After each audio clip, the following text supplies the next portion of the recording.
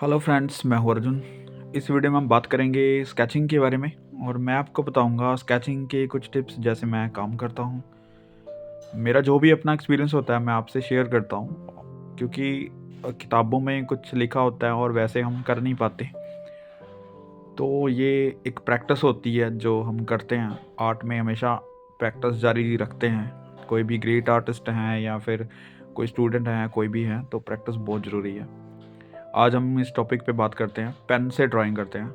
ये मैंने रेफरेंस लिया है पिंटरेस्ट से, कोई भी आप उठा सकते हैं, कहीं से भी कोई भी रेफरेंस मिलती है आप रेफरेंस से कर सकते हैं। इमेजिनरी कर सकते हैं जिनको स्टडी है, जिनकी स्टडी हो चुकी है, लेकिन रेफरेंस में इसलिए कर रहा हूँ क्योंकि आपको पता चले कि किस तरीके की रेफरेंस से कैसा वर्क हो सकता है, कैसी स्केचिंग हो सकती है, और वो आप देखेंगे यहाँ पे कैसे बनाते हैं। चलिए ट्राई करते हैं। और इसमें मसल्स हैं, ठीक है, और फिगर का जो टॉर्सो ऊपर वाला हिस्सा है या फिर आर्म का लगा लो, शोल्डर लगा लो, ऐसी चीज़ें इसमें दिख रखी हैं। वैसे ही जैसे हम पेंसिल से करते हैं, तो पेन के मैं आपको बता देता हूँ पेन का बेनिफिट क्या है करने का। पेन से ड्राइंग करते समय पहली बात तो ये कि आप इसको मिटा नहीं सकते। जब भी आप कोई पेंसिल से काम करते हैं तो आपके पास बैकअप होता है, आपके पास इरेज़र होती है, आप इरेज़र यूज़ करते हो। बहुत सारे स्टूडेंट्स जो मेरे पास काम करते हैं या फिर जिनके साथ मैं रहता हूँ, उनके पास एक हाथ में इरेज़र होती है, एक में पेंसिल होती है, तो वो लाइन कम लगाते हैं और इरेज़र ज़्यादा यूज़ करते हैं। तो काफ़ी सारी इरेज़र मैंने इकट्ठी कर ली हैं अपने पास, उनसे हमेशा पकड़ लेता हूँ मैं। और क्योंकि इरेज़र क्या चीज़ है, इरेज़र आपको बैकअप देती है कि आपने गलत किया और यूज़ कर लो, गलत किया यूज़ कर लो। लेकिन वहाँ पे क्या चीज़ है, आपकी ग्रोथ रुक जाती है। आप परफेक्ट करने की कोशिश करते हैं और आपकी गलती वहाँ पे छुप रही है। मेरा ये मानना है, जब भी आप इरेज़र यूज़ करते हैं तो गलती आपकी आपको दिखती ही नहीं। आपने पिछली साइड क्या गलती की थी, अब क्या गलती करने वाले हो, या फिर गलती मिटा के वहीं पे ही फिर लाइन लग रही है। तो यहाँ पे क्या चीज़ है, हमारे पास पेन है तो इरेज़र का वहाँ पे कोई काम नहीं है, इरेज़र चलेगी नहीं यहाँ पे, ठीक है। तो पेन क्या है, आपके पास एक फाइनल लाइन है। जो भी आपके पास लाइन है, जितनी भी आप लाइन्स लगा रहे हो, वो फाइनल लाइन ही लगती है। तो यहाँ पे कोशिश ये होती है कि आप हल्की सी अपने माइंड की खिड़की खोलो और सोच के लाइन लगानी होती है, ठीक है। स्केच को पहले तो ऑब्ज़र्व करो कि लाइट एंड डार्क चीज़ पकड़नी है। जैसे यहाँ पे दो ही शेड हैं और हल्की सी टोन है, तो उसमें हमने दो चीज़ें पकड़ी हैं। एक ही टोन में हल्की सी शेडिंग करनी है, उसको एक्यूरेट या फिर बहुत ज़्यादा सही बनाने की ज़रूरत नहीं होती। आपको बस एक लुक वाइज स्केच को अच्छा बनाना होता है। आपकी लुक जो है स्केच की वो लगे कि हाँ कोई स्केचिंग है, कोई स्केच किया हुआ है, तो ये चीज़ पकड़ में आनी चाहिए।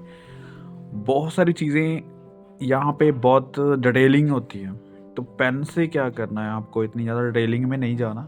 आप स्केच कर रहे हैं, आप लाइट एंड डार्क कर रहे हैं, ठीक है। हल्की सी उसमें शेडिंग रखो, कोई रेंडरिंग स्टाइल रखो या फिर क्रॉस हैचिंग करते हैं तो वो रखो, लेकिन हल्की रखो। आप वहाँ पे कंफ्यूज नहीं होना कि इसकी डिटेलिंग क्या है, उसकी ज़्यादा। जैसे यहाँ पे बहुत सारी डिटेलिंग्स हैं हल्की सी, लेकिन हम इसको रेंडरिंग में एक शेड में रख देंगे, ठीक है, समझ रहे हो। तो मेन चीज़ क्या होती है, आपकी ड्राइंग कैसे आ रही है, प्रोपोर्शंस कैसे बन रहे हैं, तो ये चीज़ मेन होती है यहाँ पे। मैं हमेशा कहता हूँ कि मटेरियल चाहे कोई भी आप यूज़ कर रहे हैं, हल्का सा उसको चला के देखोगे, आप 2-3 बार उसकी प्रैक्टिस करोगे। जैसे मैंने आज बहुत टाइम बाद पेन ड्राइंग की है, पेंसिल से ही स्केचिंग करता हूँ ज़्यादा, बहुत टाइम बाद पेन वर्क कर रहा हूँ। तो क्या है कि 2-4 स्केच बनेंगे और लाइंस ठीक आने लग जाएगी।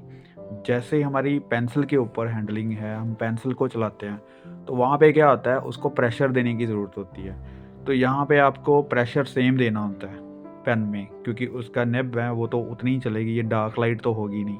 लेकिन हल्का सा उसको आप यूज़ कर सकते हैं, वही तरीका जैसे हम पेंसिल को होल्ड करते हैं, लेकिन चलाने का अलग तरीका। ये लाइट डार्क नहीं चलेगा, ये बॉल पेन मतलब सेम लाइन ही लगाएगा। तो उसको क्या है, आपकी ब्यूटी क्या होती है इसमें स्केच में, पेंसिल में तो आपकी जो लाइन होती है वो लाइट एंड डार्क दिखा के आप स्केच को बहुत अच्छा बना देते हो, अट्रैक्टिव बना देते हो। लेकिन यहाँ पे क्या हो रहा है, यहाँ पे आपकी पेंसिल कितनी होल्डिंग अच्छी है उसके ऊपर, कितनी आपकी पकड़ बनती है, वो वहाँ पे दिखती है। जैसे मैं यहाँ पे कर रहा हूँ, जितना मुझे पेन वर्क आता है, जो भी मतलब मेरी पकड़ है इसके ऊपर, और कैसे भी चलाओ, ठीक है। लेकिन उस पेंसिल को चलाने का तरीका यही है कि आप लाइट एंड डार्क बना लेते हैं। यहाँ पे आपको एक ही डायरेक्शन में या फिर एक ही स्टाइल में काम करना होता है, और जो आपकी शेडिंग है उसको आपने बहुत ध्यान से करना होता है। देखो अभी मैं रेंडरिंग स्टाइल में कर रहा हूँ, तो बाकी की जो लाइंस आपको डिटेलिंग वाली दिख रही है, हल्की सी मैं डिटेलिंग कर रहा हूँ, तो वो बहुत ही लाइट, यानी कि एक नाम मात्र सी लाइन है, और जो रेंडरिंग में हम डार्क कर सकते हैं, ठीक है। आप कहाँ से कितना डार्क लेके जाना है वो आपका पेन नज़दीक रेंडरिंग हो जाती है। मतलब जो लाइंस के अंदर गैप है, जैसे ये वाला गैप्स है, तो ये जो गैप होता है रेंडरिंग में, ये आप वहाँ पे कम कर सकते हो, यानी कि ज़्यादा बार यहाँ पे पेन चला के उसको डार्क कर सकते हैं, या फिर इससे उल्टी साइड आपको लाइंस दे के आप डार्क बना सकते हैं। इसको कैसे भी कर सकते हैं, पेन को जैसे मर्जी आप यूज़ कर सकते हैं, लेकिन मेरा जो मैं करता हूँ तरीका है वो यही है जो आप देख रहे हैं। तो मुझे लगता है ये ईज़ी है।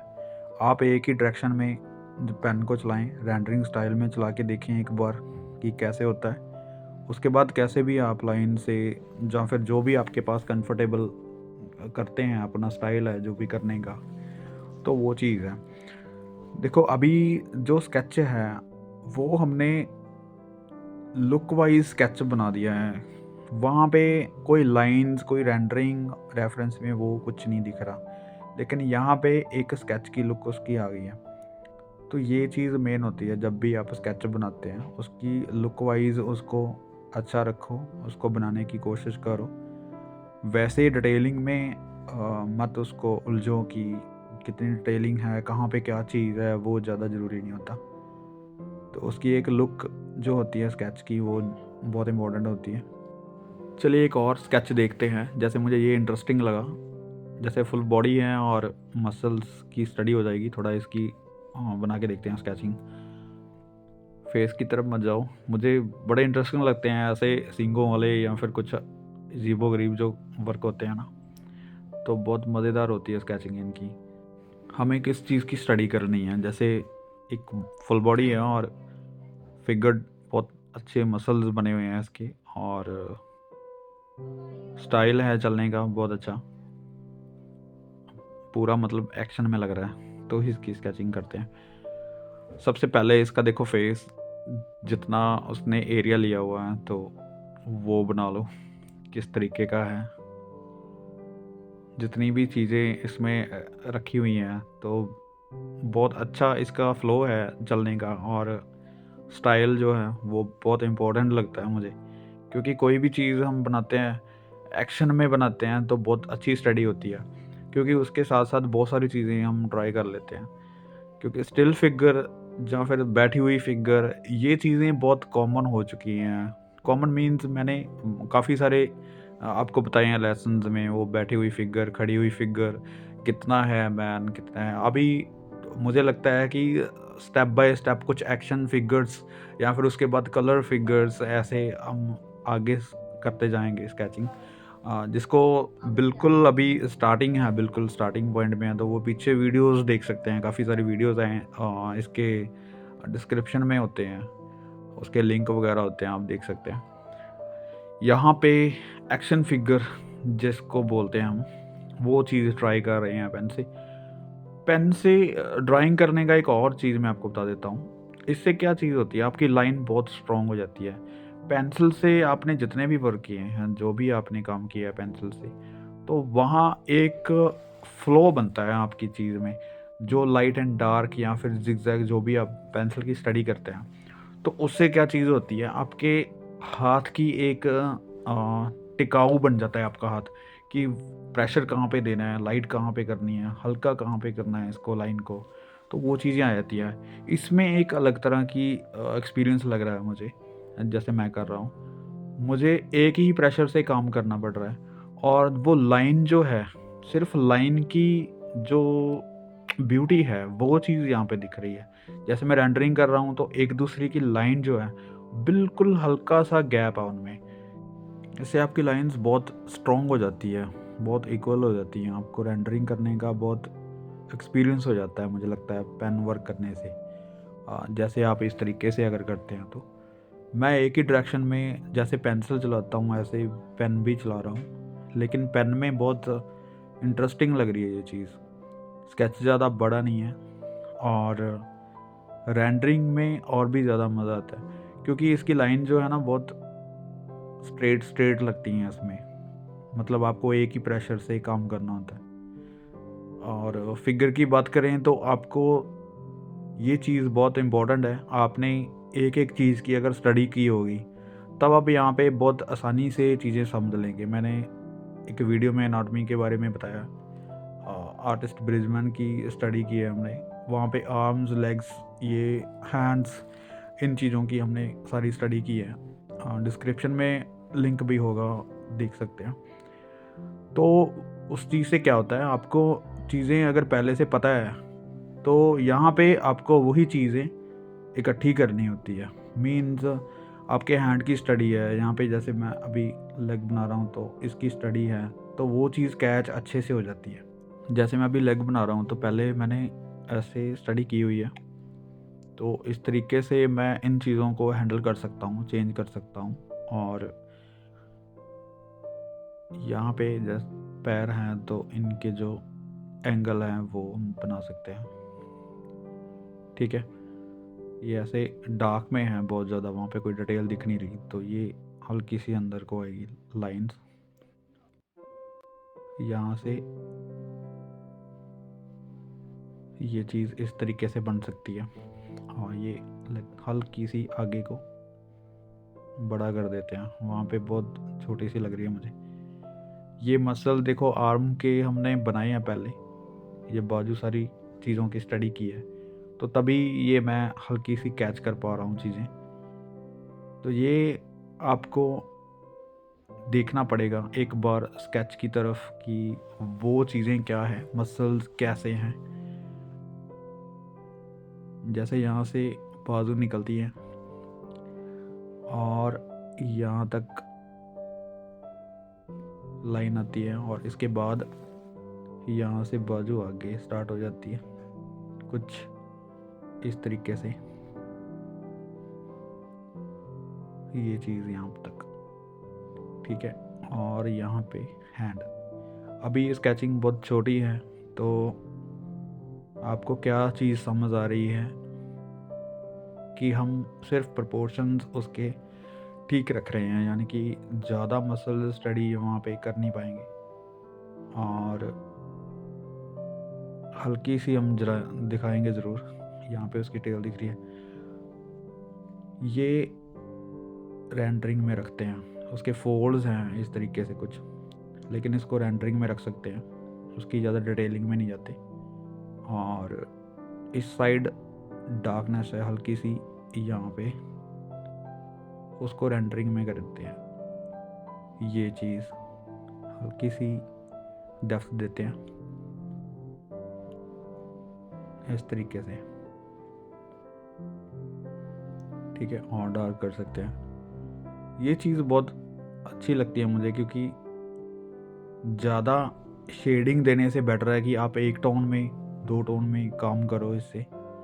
और जहाँ पे आपको लाइट चाहिए, लाइट शेडिंग चाहिए, तो वहाँ पे आपकी जो रेंडरिंग का स्टाइल है वो हल्का सा जो लाइन है उनमें गैप दे सकते हैं, आप उनको हल्का चला सकते हैं। जहाँ पे मुझे यही लग रहा है कि जहाँ पे आपको डार्कनेस चाहिए तो रेंडरिंग की जो लाइन है वो नज़दीक कर दो, डबल कर दो, यानी कि गैप उनका कम कर लो। जहाँ पे आपको लाइट चाहिए तो रेंडरिंग का जो लाइंस है वो हल्की सी गैप में रख लो, यानी कि दूर दूर कर दो, जैसे अभी मैंने किया है। तो ऐसे मैंने भी आज ये पेन पकड़ा है और मुझे लगा कि इसी से काम करके देखते हैं, प्रैक्टिस करके देखते हैं। एक चीज़ मैं आपको बताना चाहूँगा कि कोई भी चीज़ है, आपको अगर लगता है ना कि हमें इससे काम करना चाहिए, तो ये मत सोचो कि आपने पहले नहीं किया ये चलाना कैसे है। ये कोई ऐसी चीज़ तो है नहीं कि किसी को नुकसान पहुंचा देगी, या फिर हम ड्राइव तो कर नहीं रहे कि किसी को ये चोट पहुंचाएगी, किसी के लग जाएगी। तो ऐसा कुछ नहीं है। पेन उठाओ, पेंसिल उठाओ, जो भी आपके पास है, और करके देखो। तो ऐसी चीज़ें हैं जो आपके पास काम आ सकती हैं, उसी से काम करके देखो। चाहे कुछ भी है, आपके पास पेन है, पेंसिल है, मार्कर है, तो मार्कर से भी ड्राइंग बहुत अच्छी होती है, वो भी आप यूज़ कर सकते हैं। आप ये मत सोचो कि ये पेंसिल है उसको हम मिटा सकते हैं, ये मिटता नहीं, ये एक बार लाइन लग गया तो कोई बात नहीं। आपको मैं इरेज़र के बारे में बता रहा था, जैसे इरेज़र है तो आपके पास बैकअप है, तो इरेज़र नहीं है तो आपके पास अपने आप को स्ट्रॉन्ग बनाने का एक तरीका है। अगर आपका स्केच गलत होता है तो कोई बात नहीं, एक और स्केच बनाओ, उसको वहीं पे छोड़ दो। जो चीज़ें हमारे पास गलत होती जा रही हैं, तो आपकी जो स्केचिंग है वो साइड पे रखो, नया स्केच स्टार्ट कर लो, उसको कंप्लीट करो। जितनी भी गलतियां आपके सामने रहेंगी, जब हम इरेज़र से मिटा देते हैं तो आपकी गलतियां छुप जाती हैं, आपको पता ही नहीं चलता कि आपने गलती की क्या है। तो इम्पोर्टेंट ये है कि आप काम कितना करते हो, स्केचिंग कितनी करते हो। 10 स्केचेस बनाओ, 10 में आपको पता चले कि 10 स्केच के बाद आपकी जो वर्क में फ़्लो क्या आया है। अगर आप ड्राइंग की स्टडी कर रहे हैं तो आपकी ड्राइंग पिछले स्केच से अब कितनी सही है। अगर आप लाइन प्रैक्टिस कर रहे हैं, किसी में शेडिंग करके देख रहे हैं, तो पिछले स्केच में शेडिंग कैसी थी, अब वाली में कैसी है। ठीक है, तो मेन चीज़ क्या है कि आपके पास जितना भी वर्क है आपने अभी तक किया होगा, तो उसको डिस्प्ले करके देखो। अपने रूम में कहीं पे भी एक दो वर्क सामने रखो, कितनी भी जगह है आपके रूम में, वहाँ पे डिस्प्ले करके रखो। जो नेक्स्ट वर्क है जो हम आज कर रहे हैं, तो वो डिस्प्ले करो उसके बराबर। कितनी चीज़ें आपने सीखी हैं, कितना ज़्यादा फ़र्क लग रहा है। ठीक है, अपने आप से भी कोई सवाल करके देखो कि आप कितना सीख रहे हैं, खुद से आप क्या कर सकते हैं। आपकी जो पेंटिंग पिछली वाली है, आपको अब वाली पेंटिंग जो है वो बताएगी कि आपने पिछली पेंटिंग में ये गलती की थी, अब इसमें ये चीज़ सुधरी है। जब आप उसके बाद वाला काम करते हो तो वो चीज़ आपको ये बताएगा कि पिछली बार आपने ये गलती की थी, इसमें थोड़ा-सा सुधार है। तो ऐसा करके आपको किसी से पूछने की ज़रूरत नहीं है, आपको खुद फ़ील होगा कि आपने क्या चीज़ें सीखी हैं न्यू। जैसे मैंने अभी बताया कि ये पेन वर्क मैंने बहुत टाइम पहले किया था।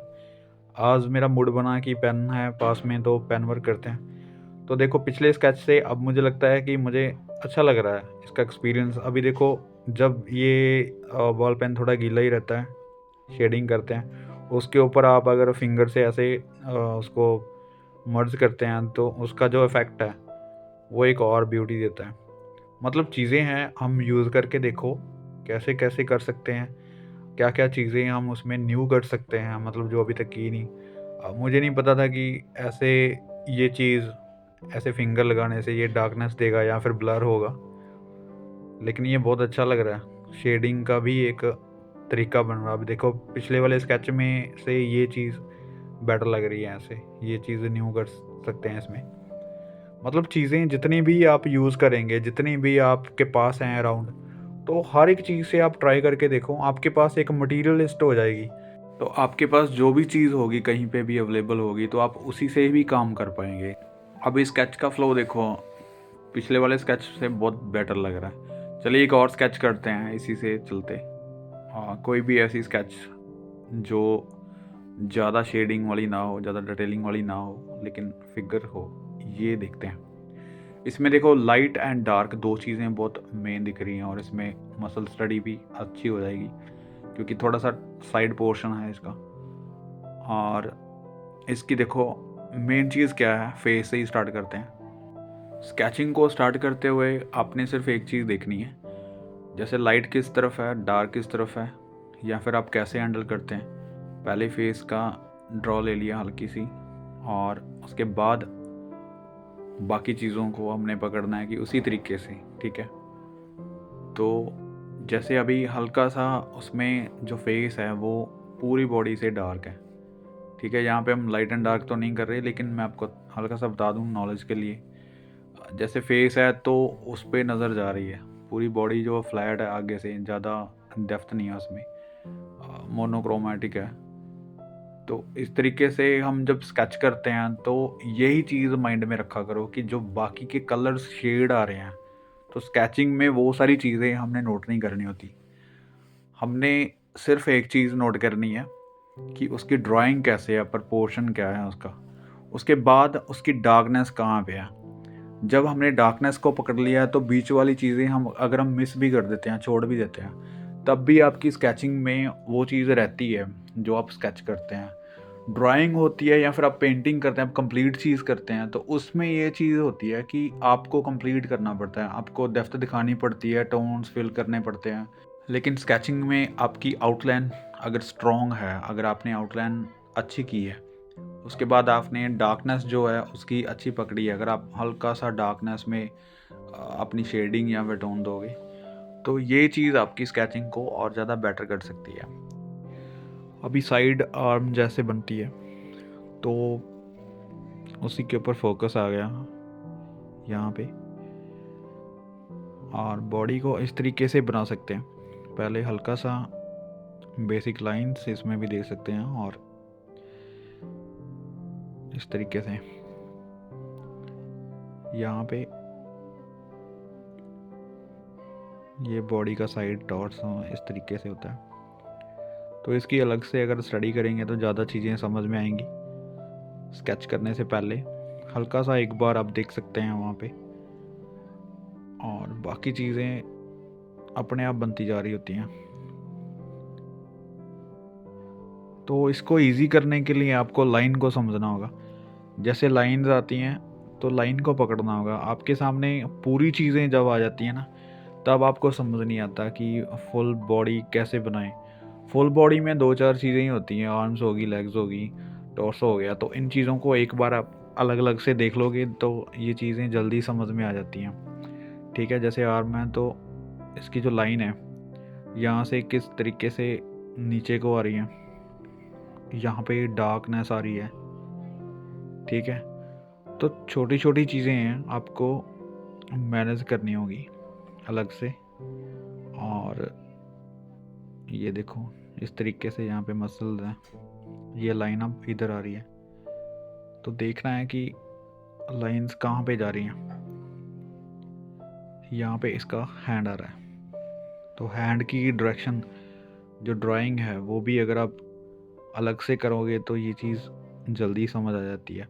इसमें क्या होता है, फुल बॉडी जब भी आप स्केचिंग करते हैं, तो अगर आपने सारी चीज़ें पहले से ट्राई कर रखी हैं, आपने आर्म्स बनानी, हैंड बनाने, तब आपको एक ही बार में पता चल जाता है। आपकी स्केचिंग ऐसा नहीं है कि इसमें नहीं सीख सकते, लेकिन क्या चीज़ होती है, यहाँ पे आपका माइंड पूरी बॉडी पे चल रहा है कि पूरी बॉडी, फुल बॉडी इस एक्शन में है तो कैसे बनाएं। तो वहाँ पे जब आप एक एक चीज़ को बनाने लग जाते हैं, कहीं पे आपका हैंड छोटा हो गया, कहीं पे आपकी लेग छोटी होगी या फिर बड़ी होगी, तो ये प्रॉब्लम्स आती हैं। तो इन चीज़ों को सेटल करने के लिए आपको वो अलग से हैंड्स बना के, लेग्स बना के उनको एक बार ट्राई करके देखो। फिर आप फुल बॉडी कोई भी आप एक्शन में या फिर कुछ भी बनाते हैं तो बहुत इजी रहता है करने के लिए।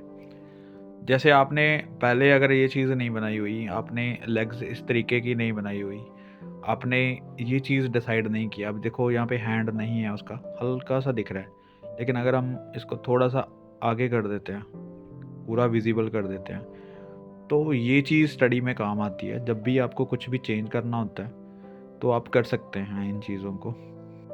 तो इनका बेनिफिट जो है वो आपकी इमेजिनेशन करने में भी होता है। जैसे कोई भी आपके सामने फिगर है, ठीक है, आप उसको देख के बना रहे हैं, अगर वो वहाँ से उठ के चला गया, तब आप उस चीज़ को ढूंढते रह जाओगे कि कैसे था, कैसे नहीं था। अगर आपने ये चीज़ें कोशिश की है पहले बनाने की, आपने ट्राई किया हुआ, स्केचिंग की हुई है, तो एक बार में वो चीज़ आपके माइंड में आ जाती है कि किस तरीके से उसका बैठने का तरीका था और हमने क्या चीज़ें उसमें देखी थी, वो आप आसानी से ड्रॉ कर पाते हैं बिना देखे भी। अभी क्या चीज़ है, यहाँ पे डार्कनेस है तो हम ऐसे रेंडरिंग कर सकते हैं स्केचिंग में। ठीक है, आपने मेन चीज़ क्या देखी है, आपने फेस देखा है, वहाँ पे हमने रेंडरिंग की है हल्की सी। मेन चीज़ इसका प्रोपोर्शन जो भी है, फिगर के खड़ने का स्टाइल है, वो ले लिया। तो मुझे लगता है स्केचिंग में जब हम स्केच बनाते हैं, कोई भी ऐसे स्केचिंग करते हैं पेन से, तो इतनी डिटेलिंग काफ़ी होती है।